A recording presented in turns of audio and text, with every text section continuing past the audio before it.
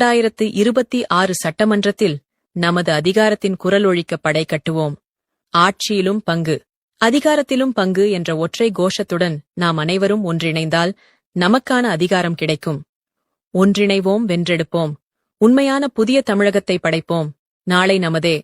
மேலும் ஒரு முக்கியமான விஷயம் என்னவென்றால், உலகெங்கும் வாழும் தேவேந்திரகுல வேளாளர் மக்களின் குடும்ப விழாவாக இந்த மாநாடு நடைபெறவிருக்கிறது. ஆட்சி, அதிகாரத்தை மீட்கும் அரசியல் எழுச்சி நிகழ்வாக நெஞ்சில் ஏந்தி ஒன்று கூடுவோம்.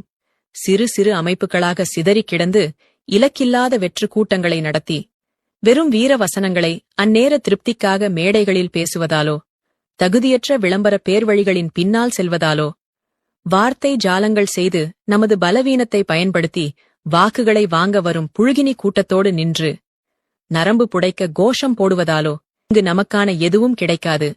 அப்படி கிடைத்ததாக வரலாறும் இல்லை. புதிய தமிழகம் கட்சி உதயமான பிறகுதான் நமது மக்களுக்கென்ற தனித்த அரசியல் பிறந்தது. அது தற்போது அதிகார பகிர்வு எனும் பரிணாமம் பெற்றுள்ளது.